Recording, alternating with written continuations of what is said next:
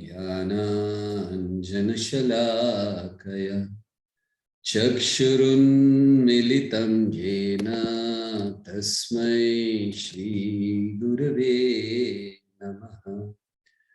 श्रीचैतन्यमनोभीष्टं स्थापितं येन भूतले स्वयं रूपः कदा मह्यं ददाति स्वपदान्तिकम्। वन्देऽहं श्रीगुरौ श्रीयुतापदकमलं श्रीगुरुं वैष्णवांश्च श्रीरूपं साग्रजातं सहगण रघुनाथान्वितं तं सजीवं साद्वैतं सावधूतं परिजनसहितं कृष्ण चैतन्यदेवं श्रीराधा कृष्ण पादान् सहगण ललिता श्रीविशाखान्वितांश्च। हे कृष्ण करुणा सिंधु दीनबंधु जगत्पते गोपेश गोपिका कांत राधा कांत नमस्तुते। तप्त कांचन गौरांगी राधे वृंदावनेश्वरी वृषभानुसुते देवी प्रणमामि हरिप्रिये। वाञ्छाकल्पतरुभ्यश्च कृपा सिन्धुभ्य एव च पतितानां पावनेभ्यो वैष्णवेभ्यो नमो नमः। नमो ॐ विष्णुपादाय कृष्णप्रेष्ठाय भूतले श्रीमते भक्तिवेदान्त स्वामिनिति नामिने। नमस्ते सारस्वते देवे गौरवाणी प्रचारिणे निर्विशेष शून्यवादी पाश्चात्य देशतारिणे। जय श्री कृष्ण चैतन्य प्रभो नित्यानंद श्री अद्वैत गदाधर श्रीवासादि गौर भक्त वृंद। हरे कृष्णा कृष्ण कृष्ण हरे हरे हरे राम राम राम हरे हरे। हरे कृष्णा। स्वागत है आप सबका भीष्म पंचक के इस पावन पर्व पर। भीष्म देव की स्तुतियों पर हम लोग चर्चा कर रहे हैं, किस प्रकार इन स्तुतियों के द्वारा भीष्म देव की भक्ति प्रकट हो रही है। भीष्म देव ने अपने जीवन में अपने उदाहरण से, अपनी शिक्षाओं से, अपने वचनों से, अपने कौशल से बहुत सी चीजों को प्रकट किया। उनके युद्ध की कला, उनके राज्य करने की कला, उनकी दृढ़ता या उनका बल, बहुत कुछ, उनका प्रेम जो पांडवों के प्रति था, या फिर उन्होंने क्रोध प्रकट किया। तो ये सारी चीजें उन्होंने जीवन में प्रकट की और इन सब का आधार भक्ति था, कृष्ण की इच्छा की पूर्णता। और अब जीवन के अंत में बाणों की शैया पर बैठे हुए, लेटे हुए बाणों की शैया पर इस समय वे अपनी सर्वश्रेष्ठ संपत्ति को अब प्रदर्शित कर रहे हैं, और वो है भक्ति। भगवान के चरण कमलों के प्रति उनका आश्रय या उनकी आसक्ति। सो हम कुछ उनकी स्तुतियों को सुन चुके हैं। कल हम लोग सुन रहे थे कि कैसे भीष्म देव ने वर्णन किया भगवान का, कि भगवान पहले तो सुंदरता का वर्णन किया और फिर अब युद्ध क्षेत्र का वर्णन करने लगे कि जहां उनके बालों पर बाल उड़ रहे हैं और बालों पर धूल लग रही है, और फिर कैसे वो उनको देख रहे हैं। तो अब उसका आगे, उस दृश्य का वो आगे वर्णन करने जा रहे हैं। तो अब आगे उन स्तुतियों को हम लोग सुनेंगे। सपदी सखी वचो निशम्य मध्ये, निज परयोर्बलयोरथं निवेश्य, स्थितवती परसैनिकायुरक्षण, ऋतवती पार्थ सखे रतिर्ममास्तु। अब ये बहुत सुंदर वर्णन अपने भक्ति, अपने प्रेम का कृष्ण के प्रति वे कर रहे हैं, और साथ ही साथ हमें भक्ति में एक बहुत महत्वपूर्ण भक्ति के लक्षण को भी वो इस प्रार्थना में प्रकट कर रहे हैं। तो वो क्या कह रहे हैं? सपदी, सपदी मतलब युद्ध क्षेत्र में। सखी वच, सखी वच मतलब अपने सखा अर्जुन के आदेश पर, आदेश किया अर्जुन ने निशम्य सुनने के बाद आपने क्या किया? मध्य, मध्य मतलब आप बीच में ले गए। किसको कहाँ ले गए? बीच में, रथ को बीच में ले गए। कहाँ? दोनों पक्षों के, परयो, परयो मतलब दोनों पक्षों के बीच में ले गए। किस लिए? बल को दिखाने के लिए। और उसके बाद वहां पर उन्होंने स्थित कर दिया, स्थितवती पर सैनिका। तो जो वहां आगे दूसरे जो सैनिक हैं उनको उनकी तरफ जाकर दिखा दिया, उनकी तरफ देख रहे हैं। किस लिए देख रहे हैं अर्जुन? यहाँ पर भगवान का वो वर्णन करते हैं कि वहां जब आप पहुंचे और आपने सारे सैनिकों को देखा है, सो उस समय आपने केवल अक्षणा अपने अपने आंखों से, अपनी दृष्टि से आयु हृतवती, उनकी जो आयु थी उसको समाप्त कर दिया। और ऐसे आप जो पार्थ सखे, पार्थ के मित्र हैं, पार्थ ने प्रथापुत्र अर्जुन, उसके मित्र हैं, रति ममास्तु, मेरी रति उस रूप में हो, मेरा आकर्षण उस रूप में हो। तो ये वर्णन भीष्म देव करते हैं। तो हम देख रहे हैं ये जो भीष्म देव की स्तुतियां हैं, 11 श्लोक हैं इन स्तुतियों में। और ये 11 श्लोकों में मान लीजिए कि भीष्म देव अपनी 11 इंद्रियों को, 10 इंद्रियां और मन षष्ठानि इंद्रियाणि, तो अपनी 11 इंद्रियों को भगवान को अर्पण कर रहे हैं। दूसरे श्लोक में भगवान के रूप का वर्णन उन्होंने किया। तीसरे श्लोक में फिर से भगवान के मुख का वर्णन करते हैं भीष्मदेव, और भगवान के मुस्कान का वर्णन उन्होंने किया। और अब वो वर्णन कर रहे हैं उस दृश्य का। तो ये समय था कि अब युद्ध शुरू होने वाला है, बस युद्ध शुरू होने वाला, शंख बज चुके हैं। अर्जुन पहला व्यक्ति है जो एकदम तैयार है युद्ध के लिए। और जब युद्ध अब प्रारंभ हो रहा है तो अर्जुन ने एक शेर की तरह रथ पर चढ़ता है, और फिर वो अपने रथी, अपने सारथी अर्थात श्री कृष्ण से वो कहता है कि ये जो रथ है इसको बीच में ले चलिए। क्यों अर्जुन, बीच में क्यों ले जाएं? क्योंकि मैं देखना चाहता हूं कौन कौन है। ये दुर्योधन का दुर्बुद्धि है, ये दुर्बुद्धि दुर्योधन का साथ देने के लिए कौन आए हैं, मैं देखना चाहता हूं। अर्जुन जानता नहीं था कि अब ये जिसको ये कह रहा है कि दुर्योधन जैसे दुर्बुद्धि का साथ देने जो आए हैं मैं उनको देखना चाहता हूं, अभी कुछ ही समय में उसकी ही बुद्धि दोष में होने वाली है। तो अर्जुन ने कहा, ये अर्जुन जाना चाहते थे कि अर्जुन चाहते थे कि कृष्ण लेके जाए। ऐसा नहीं था कि कृष्ण ने खुद कहा था चलो मैं लेके चलता हूं। तो इसीलिए यहां शब्द आया सपदी सखी बचो। आदेश किसने दिया आपको? अर्जुन ने। अब ये भीष्म देख रहे, देखिए भीष्म इस सब दृश्य को उस समय भी देख रहे थे।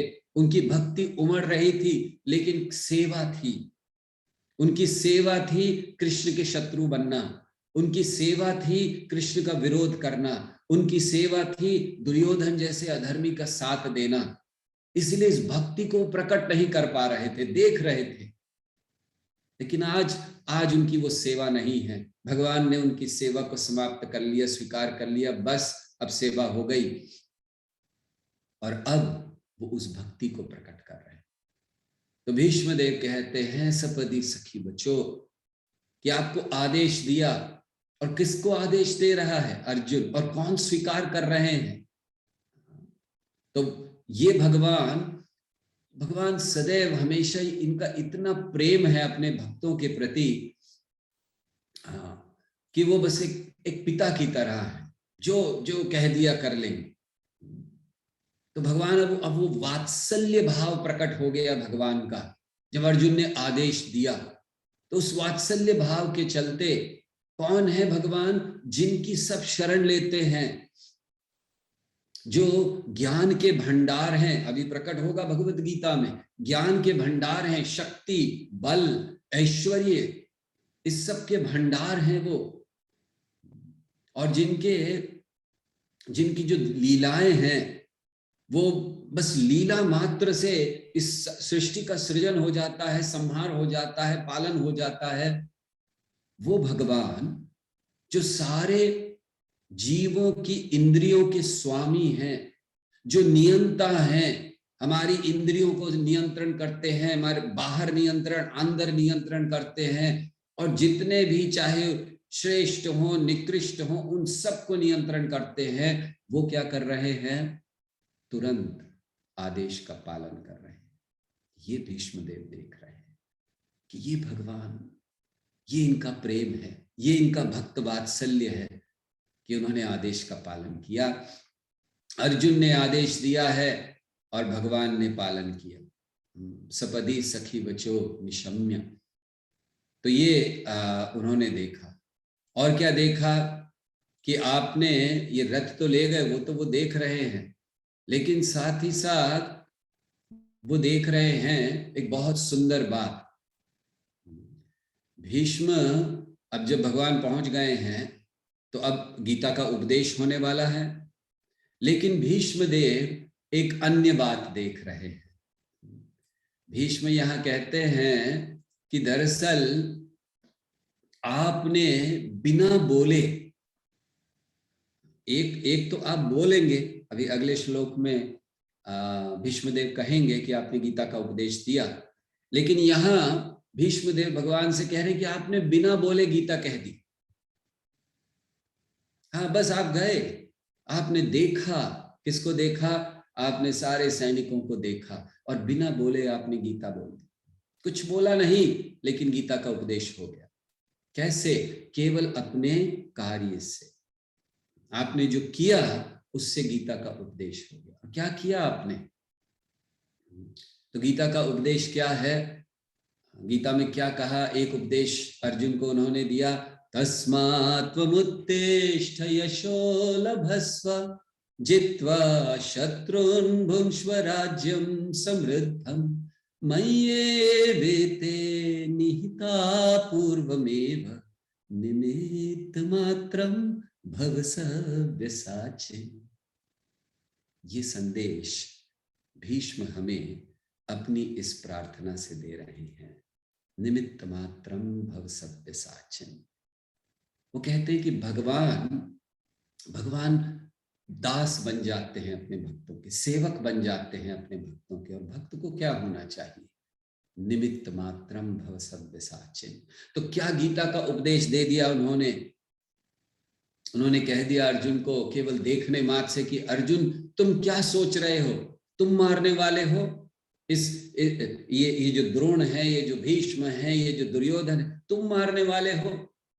मैंने पहले ही इन्हें मार दिया है। मय्येवेते निहिता पूर्वमेवा।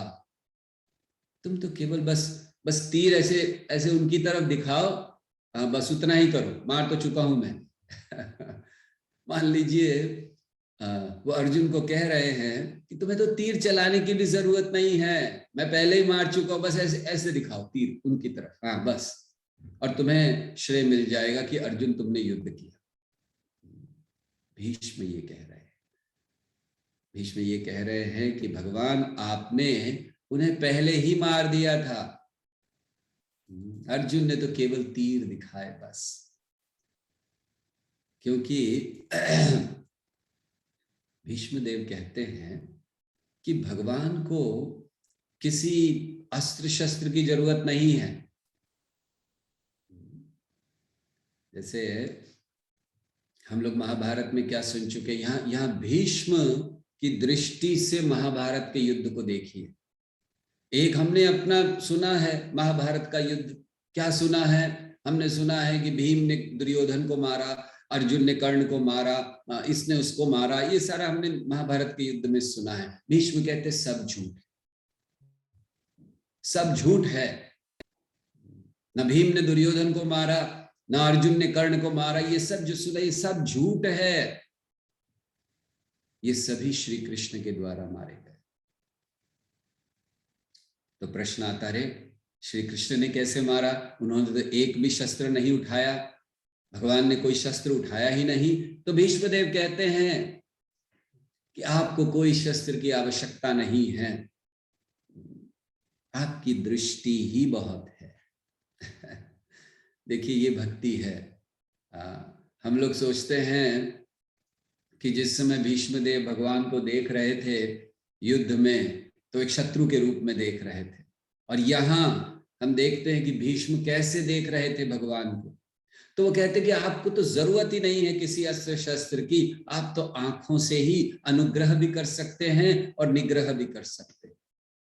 अनुग्रह मतलब कृपा, और निग्रह मतलब मृत्यु या समाप्त कर देना, बंद कर देना। आप किसी के भी जीवन को बंद कर सकते हैं, समाप्त कर सकते हैं केवल आंखों से। भगवान की दो आंखें निग्रह अनुग्रह दोनों करती है, और दोनों साथ में होता है। असुरों के लिए जब भगवान उनको मारते हैं तो साथ में अनुग्रह भी होता है, कृपा भी होती है। तो उन्हीं आंखों से आप अनुग्रह करते हैं और उन्हीं आंखों से आप निग्रह कर सकते हैं, आप मार सकते हैं। तो इसीलिए भीष्मदेव कहते हैं कि ये महाभारत फिर से लिखी जानी चाहिए।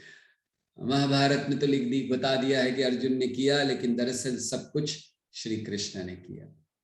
आपने हर तरफ देखा युद्ध क्षेत्र, और केवल देखने से आपने आयु घटा दी। अक्षण अक्षण देखा आपने और आपने आयु घटा दी, खत्म कर दी उनके जीवन को। और फिर ये युद्ध था, ये तो केवल एक दिखावा था। भीष्मदेव ये कहना चाहते हैं कि युद्ध था तो केवल दिखावा था, भगवान आप तो पहले ही सब कुछ कर चुके थे। तो ये भीष्म की भक्ति है जिसको वो यहाँ इस श्लोक में प्रकट कर रहे हैं, और प्रमुख संदेश वो दे रहे हैं कि भगवान सेवक बनते हैं किसके?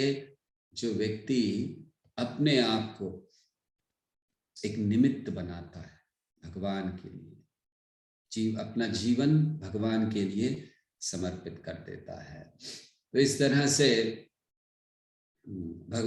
भीष्मदेव वर्णन करते हैं कि भक्त के आदेश का जब भगवान पालन करते हैं, भगवान भी भक्त के आदेश का पालन कर रहे हैं, तो भगवान जब करते हैं तो उन्हें बड़ा प्रसन्नता होती है।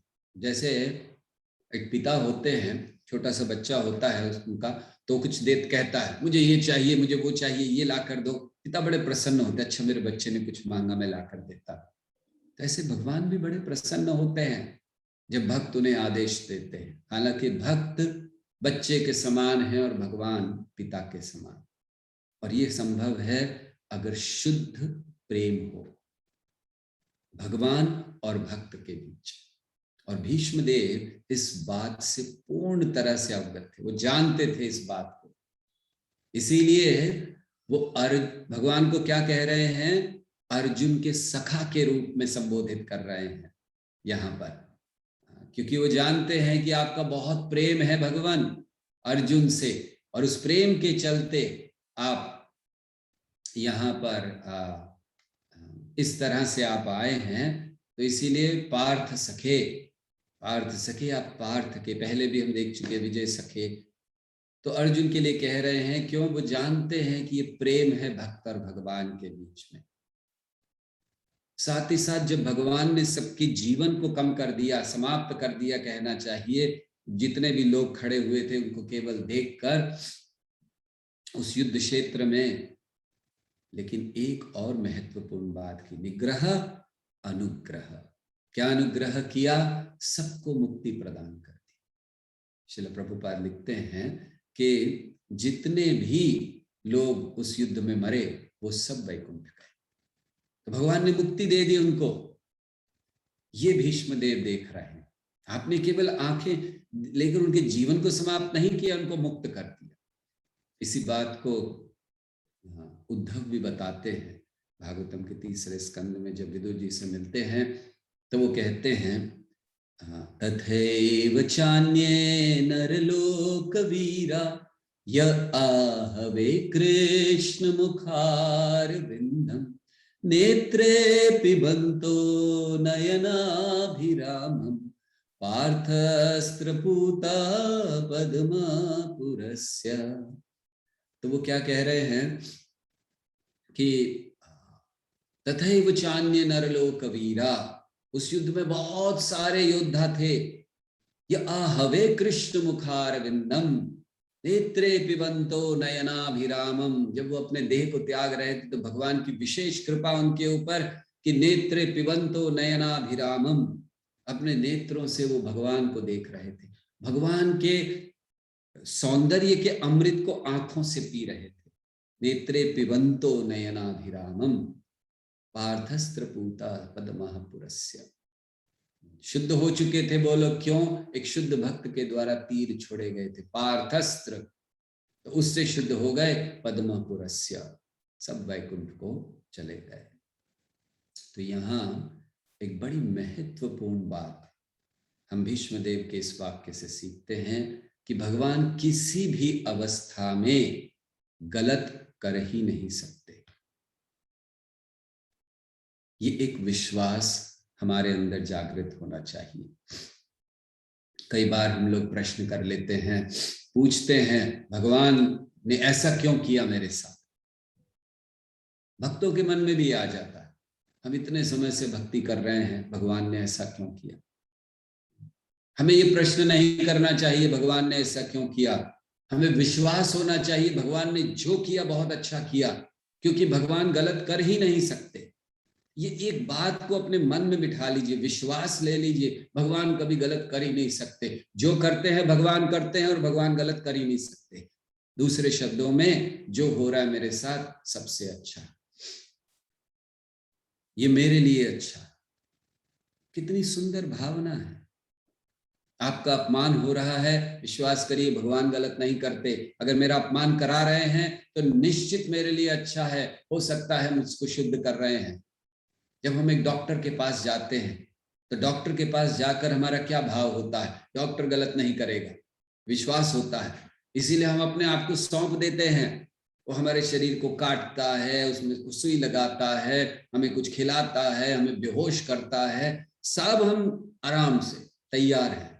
उल्टा पैसा देते हैं, अपने आप को भी देते हैं, पैसा भी देते हैं, चलो करो। क्यों? विश्वास है। क्या विश्वास है? गलत नहीं करेगा। अब डॉक्टर तो फिर भी कभी कभी गलत कर दे, लेकिन भगवान ऐसे डॉक्टर हैं कि वो कभी गलत करेंगे ही नहीं। तो जिस तरह एक डॉक्टर को हम अपना शरीर दे देते हैं, हम पैसे दे देते हैं, पूरा विश्वास दे देते हैं, श्रद्धा दे देते हैं, क्या कृष्ण को नहीं दे सकते? इस बात पर विश्वास कि कृष्ण कभी गलत कर ही नहीं सकते। और इसी बात को विश्वास श्रद्धा रखते हुए हमें अपना जीवन समर्पण करना चाहिए कृष्ण को, कि कृष्ण कभी गलत नहीं कर सकते। और ये भक्ति का आधार है। नहीं तो हम भक्ति किसकी कर रहे हैं? अगर हमें श्रद्धा ही नहीं है, विश्वास ही नहीं है भगवान पर कि हमारे साथ अच्छा नहीं करेंगे या अच्छा कर सकते हैं, नहीं कर सकते, संशय है। तो एक तरफ विश्वास नहीं है, दूसरी तरफ संशय है, दोनों स्थितियां ठीक नहीं है। संशय आत्मा विनश्यति। विश्वास, भगवान कभी गलत कर नहीं सकते। मुझे नहीं समझ में आ रहा है क्यों मेरे प्रियजन की मृत्यु हो गई इतने समय में, अभी नहीं होनी चाहिए थी, मुझे नहीं समझ में आ रहा है। भगवान गलत नहीं करते। मेरा धन चला गया है, भगवान गलत नहीं करते। मेरा स्वास्थ्य अच्छा नहीं है, भगवान गलत नहीं करते। ये विश्वास होगा तो चाहे स्वास्थ्य अच्छा हो या ना हो, धन हो या ना हो, मान सम्मान हो या ना हो, प्रियजन हो या ना हो, हमारा विश्वास भगवान पर बना रहेगा और उस विश्वास के द्वारा हम शांति से इस जगत में रहते हुए भक्ति करके अपने जीवन के अंत में भगवान के धाम जा सकेंगे। इसलिए ये विश्वास हमें बहुत जरूरी चाहिए। अब उसी को आगे उस दृश्य को, अभी भीष्मदेव उस पूरे दृश्य का वर्णन अब भक्ति अपनी तरह से कर रहे हैं। और उन्होंने अभी वर्णन किया कि अर्जुन ने आदेश दिया, आप लेकर आए, आपने सारे लोगों की जो जीवन था उसको कम कर दिया। और अब आगे क्या हुआ, आपने वहां खड़े होकर क्या किया? तो अब वो आगे कहते हैं, व्यवहित प्रतनामुखं निरीक्ष्य स्वजन वधाद्विमुखस्य दोष बुद्ध्या कुमति महरदात्मवेद्ययाय चरणरति परमस्य तस्य मेस्तु। तो अब बहुत सुंदर बात वो कहते हैं। भीष्मदेव दरअसल अब तक भगवान के मुख का वर्णन कर रहे थे और अब चरणों की ओर जा रहे हैं। चरण रति परमस्य तस्य मेस्तु, मेरी रति कसमें हो आपके चरण कमलों में। तो क्या वर्णन किया कि आप अर्जुन को लेकर आए हैं, व्यवहिता, आप खड़े हैं और आपने देखा जो दूर व्यवहिता दूर खड़े हुए उनको सैनिकों को देखा और उनके मुख को देखा और निरीक्ष्य जस्ट केवल देखने से निरीक्ष्य कर रहे हैं। और आपने तो सबकी आयु को कम कर दिया, लेकिन जब अर्जुन ने देखा उन्हीं लोगों को, अर्जुन ने अपने मित्रों को देखा, स्वजन, और क्या देखा? स्वजन वधात, कि मुझे इनका वध करना है। स्वजन वधात विमुखस्य, तो अर्जुन ने कहा नहीं नहीं, विमुख हो गया इस कर्तव्य से अर्जुन। स्वजन वधात कौन कह रहे हैं? भीष्मदेव, जिनको मारने के लिए ही, जिनके लिए ही अर्जुन ने मना किया था कि देखो मैं भीष्म को नहीं मारूंगा, मैं द्रोणाचार्य को नहीं मारूंगा, जिनको मारने के लिए अर्जुन ने मना किया था वही भीष्म कह रहे हैं स्वजन वधात विमुखस्य। अरे ये अर्जुन अपने लोगों को, अपने स्वजन मतलब मेरे मित्रों, मेरे संबंधियों को मारने से विमुख हो गया। तो ये क्या है? दोष बुद्धिया। भीष्मदेव कहते हैं उसकी दोष बुद्धि थी, वो कह रहा था मुझे नहीं मारेगा, दोष बुद्धिया। तो ये कहते कि उसकी दोष बुद्धि आ गई उसके अंदर। और फिर क्या हुआ? दोष बुद्धि आने से कुमतिम अर्हत, कुमति मतलब उसकी जो मति मारी गई, कुमति मतलब बहुत गलत मति उसकी, तो उसको हटाना था। अहरत यानी हटा देना, खत्म कर देना। उसके लिए आपने क्या किया? आत्मविद्या, आपने दिव्य ज्ञान को दिया। तो ऐसे भगवान आपके प्रति चरण रति परमस्य तस्य मेस्तु, मेरी आपके प्रति, आपके चरणों के प्रति मेरी रति हो, इसको अब वो कह रहे हैं।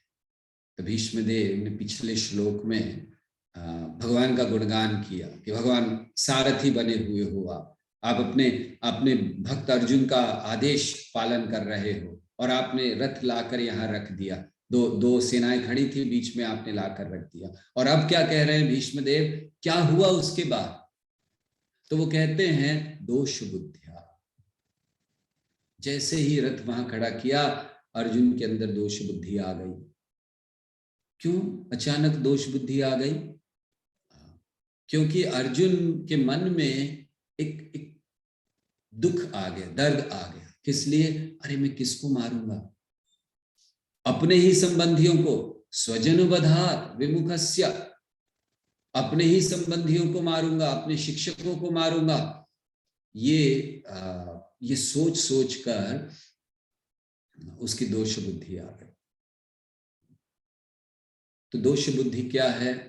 एक दृष्टि से कहना चाहिए कि अर्जुन बहुत अच्छा कार्य कर रहा था, ये कैसे दोष बुद्धि कह रहे हैं?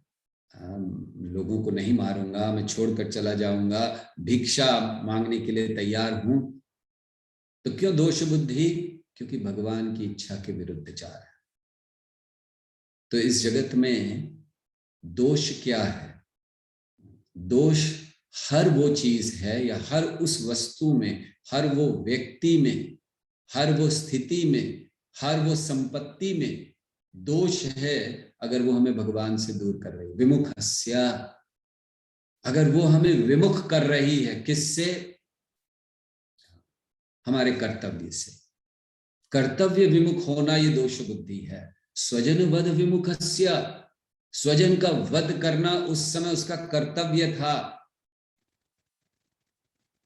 उससे परे हो जाना, विमुख हो जाना, ये दोष बुद्धि है। तो दोष बुद्धि क्या है? हम भगवान की आज्ञा के विरुद्ध हैं। हम अपने अपने जीवन में लगे हैं, हम धन कमाएंगे, हम बहुत बड़ा कुछ बनाएंगे, हम जीवन में ये करेंगे वो करेंगे, सारी दोष बुद्धि है अगर उसमें भगवान नहीं। तो दोष बुद्धि का अर्थ क्या है? दोष बुद्धि का अर्थ है अगर भगवान को निकाल दिया, भगवान की इच्छा को हटा दिया, तो फिर दोष बुद्धि है। भगवान की इच्छा के अनुसार युद्ध किया दोष बुद्धि नहीं है, मारा दोष बुद्धि नहीं है। तो दोष बुद्धिया वर्णन कर रहे हैं कि दोष बुद्धि आ गई उसके अंदर, मतलब उसने आपकी इच्छा के विरुद्ध सोचना शुरू किया।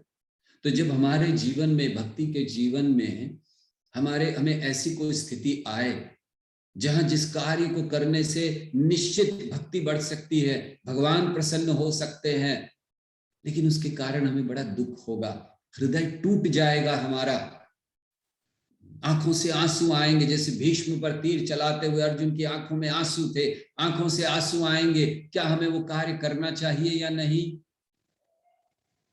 अगर वो कृष्ण की प्रसन्नता के लिए है, कृष्ण भक्ति में आगे बढ़ने के लिए है, कृष्ण की योजना अनुसार है, आचार्यों के द्वारा हमें दिया गया है, और हम उसे आचार्यों की शिक्षाओं का अनुगमन करते हुए पालन कर रहे हैं, तो निश्चित करना चाहिए ऐसे कार्य को त्यागना दोष बुद्धि है।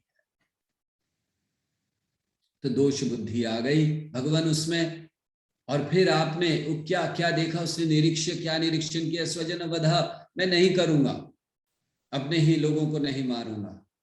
कुमति अहरद, तो भीष्मदेव कहते हैं उसकी ये कुमति, ये जो गलत बुद्धि उसकी हो गई थी, उसको हटाने के लिए भगवान आपने भगवत गीता या आत्म ज्ञान आपने उसको दिया। आत्मविद्या आपने उसके ज्ञान ये हटाने के लिए आपने उसको भगवत गीता का ज्ञान दिया।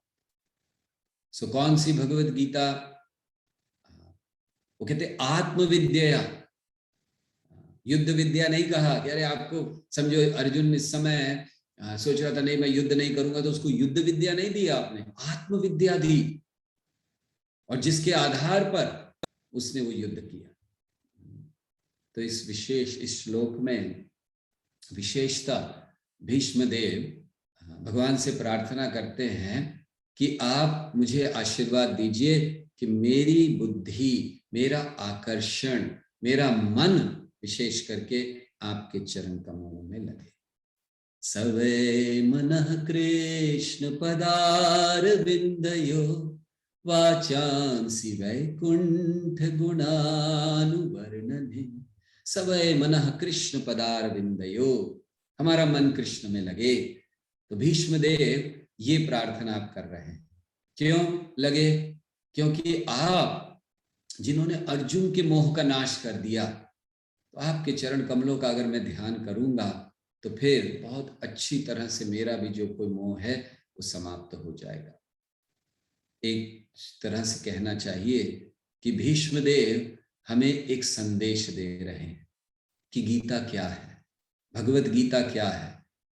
वो कह रहे हैं कि गीता कुछ नहीं है, बस भगवान श्री कृष्ण के प्रति शरण में जाना, उनके चरण कमलों की शरण लेना, शरणागति, ये भगवत गीता है। तो जिस भगवत गीता को अर्जुन ने समझा, भीष्म ने भी समझा, और भीष्म आज समझा रहे हैं कि भगवत गीता क्या है, कृष्ण के चरण कमलों के प्रति समर्पण, उनके चरण कमलों का आश्रय लेना। और इसी बात को गोपियां भी गोपी गीत में कहती, विरचिता भयं वृष्णिधूर्यते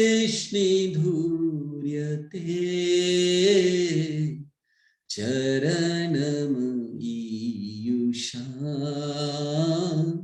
संसृतेर्भया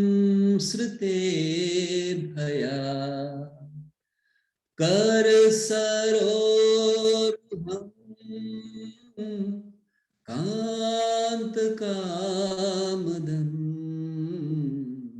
शिरसि देहिना श्रीकरग्रहम्। कहती हैं आपके जो चरण कमल हैं, विरचिता भयम वृष्णिधूर्यते चरणमीयुषाम संसृते भया, जितना भी भय है इस संसार का, संसृतेर, इस संसार का जो भी भय है, जन्म मृत्यु जरा व्याधि अन्य तकलीफें, इस सब के भय से चरणमीयुषाम संसृतेर भया, सारे भय से मुक्त हो सकते हैं। और ये चरण कैसे हैं, गोपियां आगे वर्णन करती हैं, प्रणत देहिना पाप कर्षणम तृणचरानुगम श्रीनिकेतनम फणिफणार्पितम ते पदाम्बुजं कृच्छेषुना कृन्दिरिच्छयम्। आपके चरण कमल ते पदाम्बुजम प्रणत देहिनाम पाप कर्षणम, जिन्होंने आपके चरण कमलों का आश्रय ले लिया, उनके तो पापों को आप ऐसे ही नाश कर देते। और वो वही चरण है जो तृणचरानुगम, गायों के पीछे पीछे चलते हैं, श्रीनिकेतनम, लक्ष्मी जी का वास है, फणि फनार्पितम ते पदाम्बुजम, यही चरण आपने कालिया के सर पर रखे थे, फणि फनार्पितम, फणि के फण पर आपने रख दिए, कालिया के फन पर आपने रखे हैं। हे कृष्ण, वही चरण आप हमें भी प्रदान कीजिए। तो ये गोपियां इसको कहती है। तो भीष्म देव ये वर्णन कर रहे हैं कि आपने आत्मविद्या ज्ञान देकर अर्जुन को मुक्त किया। अर्जुन घबराया हुआ नहीं था, किससे? शत्रु से, सेना को देखकर नहीं घबराया था अर्जुन, दुर्योधन को देखकर नहीं घबराया था अर्जुन, लेकिन एक भक्त के रूप में वो सोच रहा था इन चीजों का क्या लाभ है, और इसीलिए उसने निर्णय किया कि वो इन भौतिक चीजों के लिए युद्ध नहीं करेगा। लेकिन ये तो उसकी दोष बुद्धि थी, इसीलिए भगवत गीता कही गई। तो भगवत गीता बद्ध जीवों के उद्धार के लिए कही गई है। जो उन्होंने गलत विचार अपने बनाकर रखे हुए हैं, उसके लिए की गई है। आत्मा के शाश्वत स्थिति को बताने के लिए की गई, ये भगवत गीता है। इसीलिए आत्मविद्या है। तो अब आगे उस दृश्य को अब याद कर चुके भीष्म, आपने भगवत गीता कही, अब युद्ध में आगे जा रहे हैं और अब वो बहुत सुंदर वर्णन करने वाले हैं। तो पिछले श्लोक में उन्होंने वर्णन कर दिया कि किस तरह हमें भगवत गीता के द्वारा कृष्ण भक्ति में कोई भी दुविधाएं क्यों ना आए, उससे वो बचा सकते हैं। उससे पहले उन्होंने वर्णन किया कि हमें निमित्त बनना चाहिए। और अब इस श्लोक में जहां वो वर्णन करने जा रहे हैं उस दृश्य का, जहां भगवान ने उनकी इच्छा को पूरा किया। तब उस दृश्य का वर्णन करते हुए हमें ये समझाते हैं कि भगवान सब कुछ कर सकते हैं, सर्वशक्तिमान हैं। और क्या क्या कर सकते हैं? स्वनिगमं वहाय मत् प्रतिज्ञा ऋतं धिकर्तुरमवप्लुतुरथस्थ धृतरथ चरणोऽभ्यया चलद्रु हरिरिवहन्तुमिभं गतोत्तरीयः।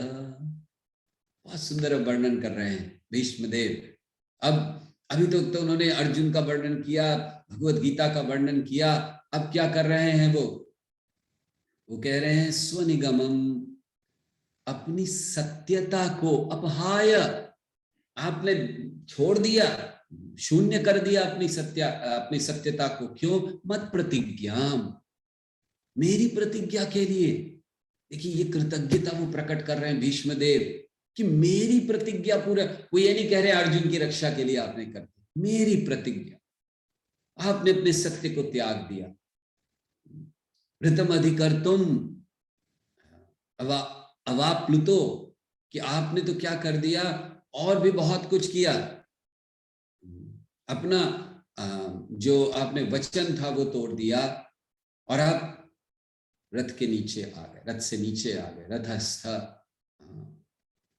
तो रथ के नीचे आ गए और क्या किया? बहुत सुंदर वर्णन करते हैं। आपने एक चक्र ले लिया रथ का गिरा हुआ, धृत रथ चरण, तो रथ का जो चक्र था उसको आपने उठा लिया। और फिर क्या कर रहे हैं? अभ्ययात, अभ्ययात मतलब बहुत जल्दी जल्दी आप मेरी तरफ आ रहे हैं। चले दुगह, ऐसा लग रहा है कि मानो पृथ्वी हिल रही है आपके चलने से। और कैसे आप आ रहे हैं? हरि रिव, एक एक एक एक शेर की तरह आप आ रहे हैं। किस लिए? हंतुम, मारने के लिए मुझे। और कैसे आ रहे हैं? जैसे एक शेर हाथी को मारने जाता है, हाथी घबराकर भागता है। और उस समय जब आप भाग कर आ रहे थे, आपको ये भी नहीं पता कि आपका उत्तरीय, आपका ये अंग वस्त्र वो गिर गया। तो भीष्मदेव देख रहे हैं ये सब कि भगवान कैसे आ रहे हैं। तो ये अनुभव है, देखिए ये भक्ति है।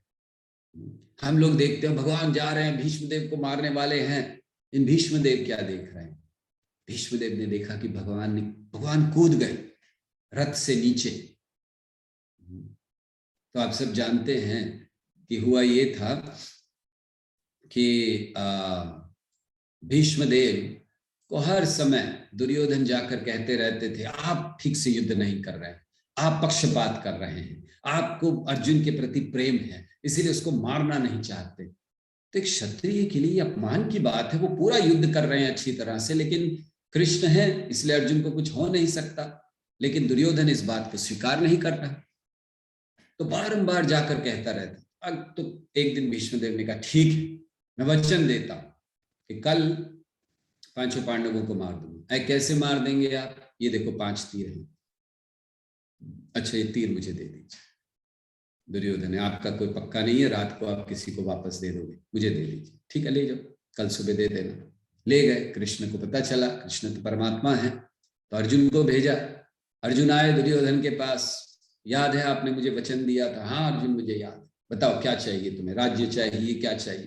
राज्य तो मैं वैसे ही दे लूंगा, तो फिर क्या चाहिए? मुझे वो 5 तीर दे दीजिए। दुर्योधन ने सर पकड़ लिया, अरे इसको कैसे पता चला? तो 5 तीर दे दिए। सुबह भीष्मदेव ने कहा, लाओ वो 5 तीर कहाँ हैं, आज मैं मारने वाला हूं। उन्होंने कहा वो तो अर्जुन ले गया रात को। भीष्मदेव ने सर पे हाथ नहीं रखा, भीष्मदेव मुस्कुराए, क्योंकि भीष्मदेव जानते थे कृष्ण ने किया है। तो भीष्मदेव बड़े प्रसन्न हो गए। वो जान गए कि आज या तो मैं उनकी प्रतिज्ञा तोड़ूंगा या फिर अर्जुन मरेगा। आज मैं ऐसा युद्ध करूंगा, कृष्ण को अपनी प्रतिज्ञा तोड़नी ही पड़ेगी। मेरी प्रतिज्ञा तोड़वाई है, अब उनकी तोड़वाऊंगा। ये भक्त और भगवान के बीच प्रेम का आदान प्रदान है।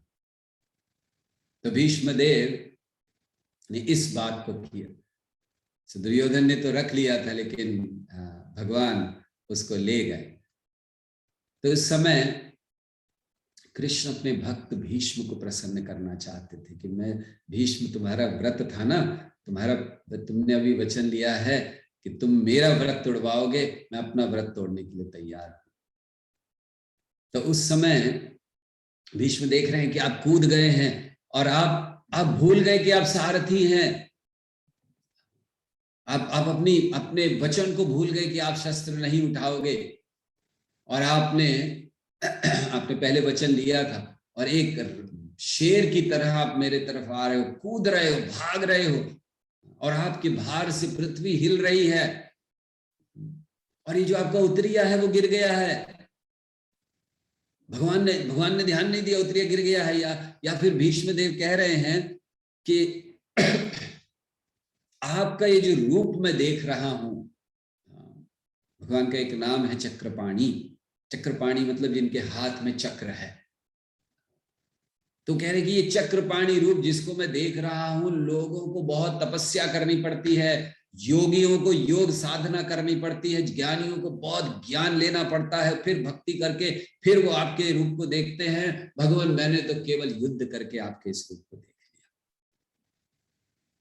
भीष्मदेव ने युद्ध के द्वारा उनके उस रूप को देख लिया, अर्थात जो लाभ योगियों को योग करके, तपस्वियों को तपस्या करके, ज्ञानियों को ज्ञान प्राप्त करके, और साधकों को बड़ी कड़ी साधना करके प्राप्त होता है, भीष्म को युद्ध करके प्राप्त हो गया।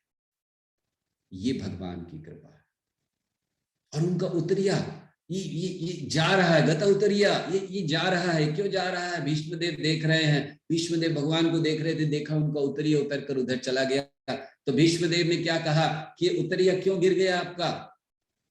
वो कहते हैं कि ये उतरिया इसीलिए गिर गया क्योंकि जब आप रथ को छोड़कर आए हैं तो घोड़े वहीं थे, तो घोड़ों को बड़ा दुख हुआ होगा, घोड़े सोच रहे होंगे हमारी रक्षा कौन करेंगे, तो भगवान आपने अपना उतरिया वहां रख दिया। और साथ ही साथ आपको ये भी चिंता थी कि अगर मैं आ जाऊंगा तो अर्जुन की रक्षा कौन करेगा, तीरों से तीर चलेंगे, अर्जुन को लग सकता है। तो भगवान आपने अपना उतरिया रख दिया कि ये मेरा उतरिया है, ये घोड़ों को भी सांत्वना देगा कि मैं हूं, और अर्जुन की भी रक्षा करेगा अन्यों के तीरों से। तो ऐसे भगवान अब बड़े क्रोध में मेरी तरफ आ रहे हैं। भगवान का क्रोध भी आनंद देता है। और भगवान क्रोध क्यों करते हैं?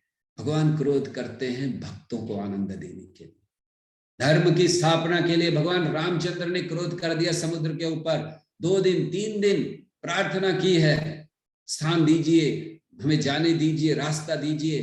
समुद्र ने नहीं दिया, भगवान क्रोधित हो गए, लक्ष्मण को कहा लाओ, वहां वर्णन है भगवान की आंखें लाल हो गई। भगवान ने कहा लाओ मेरा धनुष बाण, अभी इसको सुखा देता हूं।